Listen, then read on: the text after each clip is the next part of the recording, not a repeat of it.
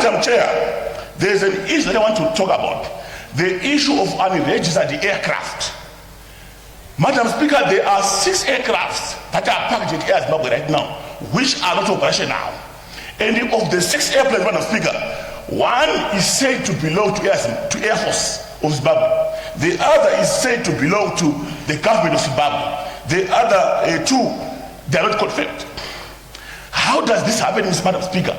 That someone leaves an airplane at the premise of Air Zimbabwe, and there is no documentation that we are holding this airplane on behalf of these people. There is no signature document, there is no receipt for items held, there is nothing, there is no documentation. This is the reason why I always say, Madam Speaker, that the only reason why an airplane can be parked at Air Zimbabwe premises and get not accounted for is corruption. There is no other explanation whatsoever. All right, Madam Speaker, to make matters worse, when the Public Accounts Committee visited Air Zimbabwe at this premises, they asked who are the owners of this aircraft, and they tell that the owners are not known. What kind of response is that? Can you honestly, if you come to my household, you see a parked motor vehicle, then you ask me who is the owner, then I say I don't know. That level of decadence in our MDAs has reached unprecedented levels. That must be cleared without fail, Madam Speaker. Madam Speaker, you also find that the Air Force, Air Zimbabwe officials, they said they have written to the government of Zimbabwe to inquire of the owners. Then the question that comes is, who is the government of Zimbabwe? My understanding of government, Madam Speaker, is government is made up of the executive, where there is the necessary, the requisite ministry of transport. Government is made up of the legislature, which is parliament. Government is made up of judiciary. Where exactly these people wrote to? Does it make sense to say that we wrote to the government of Zimbabwe? You must actually tell us that we wrote to the Minister of we wrote to Minister of Defense, we wrote to this, so that we determine exactly what is happening. So these answers, the vagueness in these answers, demonstrate that there is a lot of opaqueness in the manner in which business is taking place at the Air Zimbabwe. Madam Chair, I'm very much concerned with one of our airplanes, which is in South Africa, which has broken down. Information from the Public Accounts Committee report indicates that this airplane broke down in 2014, January. And up to date, there is no action taken by Air Zimbabwe to recover the plane or even to dispose the garbage. My question that comes to mind is, can we honestly say that that airplane has no disposable value that may benefit Air Zimbabwe today?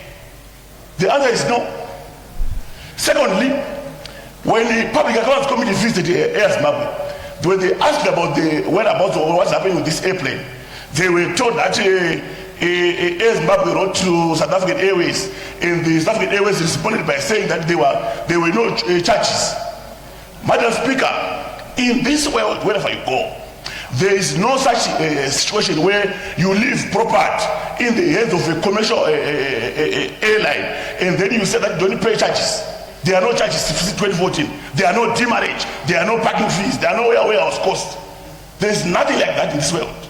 So this, Madam Speaker, is clear that I wish that the Public Accounts Committee should have visited South Africa. They might find that this airplane is not there.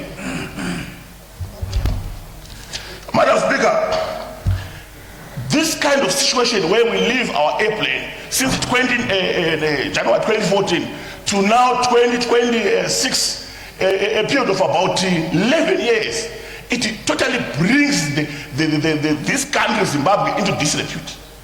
It will appear that we are a country which is got leaders, we have leaders in government, MPAs, which are grossly, negligently doing their work.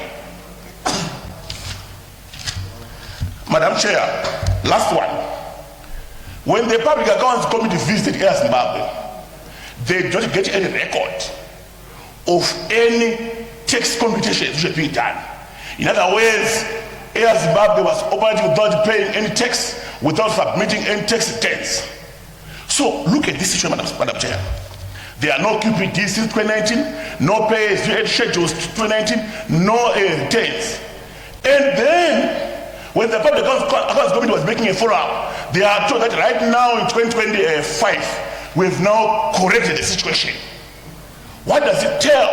Even government MDA is not leading by example to pay the necessary tax from 2019 to 2023. How much more a general person? What does it reflect about the country's credibility in terms of tax management collection? What does it reflects on the MDA running of these companies? So what it means, Madam Speaker, is these returns, tax returns, were filed in 2023 and they belong to 2019. So what happens, Madam Speaker, is that whenever you file a return late, you face what you call a less submission penalty. Madam Speaker, it means they also pay late. When you pay late, you face what you call late payment interest. So this company called Air Zimbabwe is being labored with a lot of penalties and interest as a result of human gross negligence. The question that comes, that is, what next? What did we do as Parliament? I always say this, Madam Speaker, that if we come and do this reports here in Parliament without the necessary action, we need a decisive steps taken by government to ensure that this kind of corruption is arrested once and forever. So I expect, Madam Speaker, to see that there must be a change in leadership. We can't have a director or directors overseeing Air Zimbabwe and they are still in office today after this kind of demonstration of gross negligence in management of business. As such, Madam Speaker, I fully support the Public Accounts Committee in that regard. I thank you.